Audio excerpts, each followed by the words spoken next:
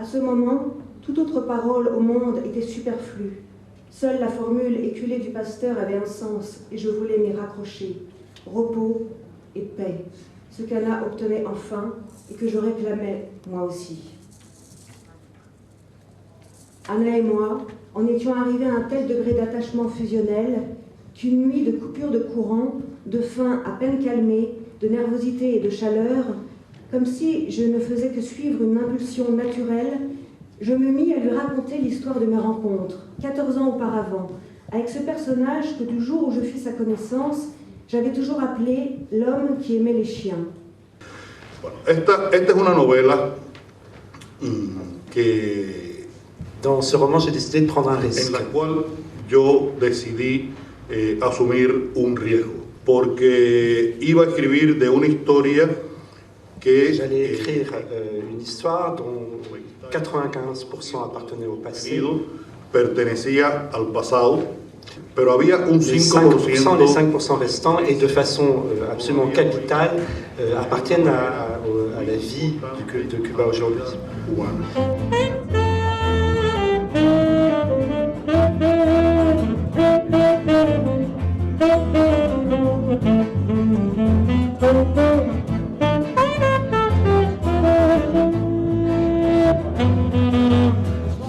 Les Habits Noirs est né au départ d'un sentiment terrible de frustration vis-à-vis du milieu polar, du milieu littéraire en général, qui nous faisait nous asseoir de week-end en week-end derrière des tables pour signer des livres à des gens qui ne venaient pas.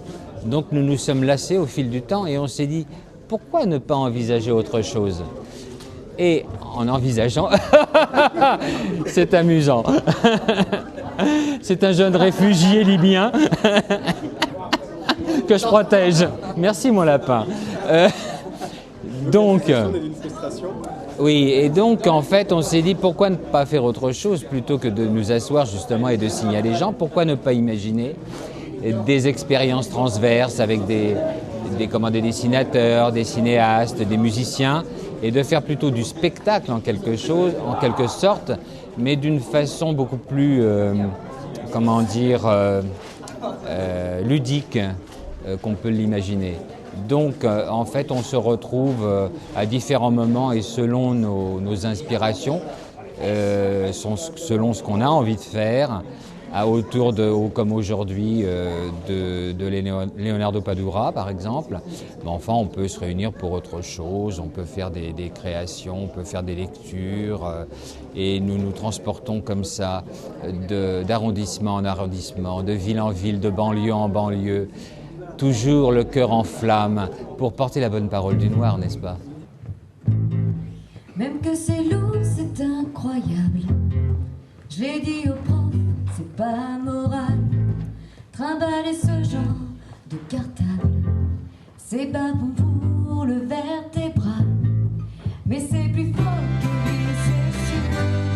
Ce formidable promesse d'enfant. Business, business, c'est ceinture dans les magasins. Ambulant.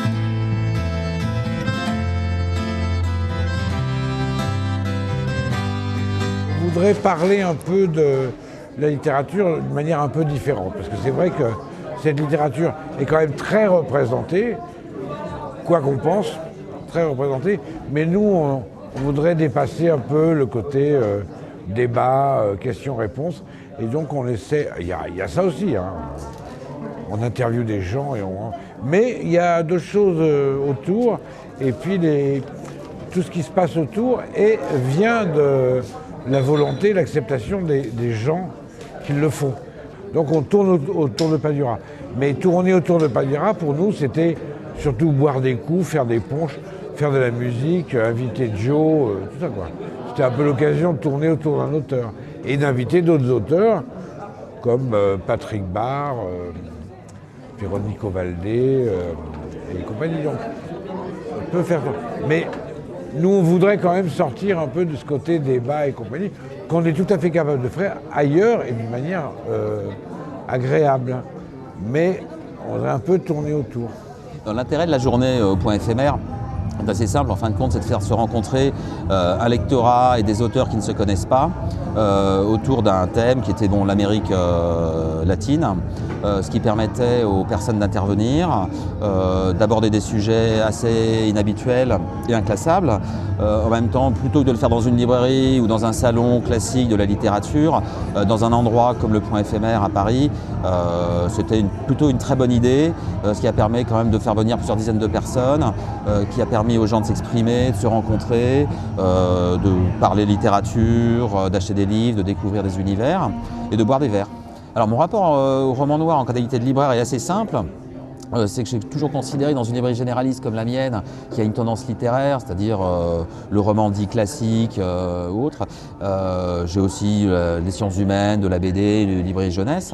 C'est que le roman noir n'est pas une paralittérature, est une littérature à part entière, qui est une vraie expression du crédible, du quotidien, des envies des gens, des difficultés de la vie. C'est une des littératures qui m'intéresse le plus parce qu'elle me parle essentiellement de ce qui me touche au plus profond, c'est-à-dire une société qui est la nôtre en mouvement et des sociétés qui me permettent de découvrir, des titres qui me permettent de découvrir des sociétés différentes.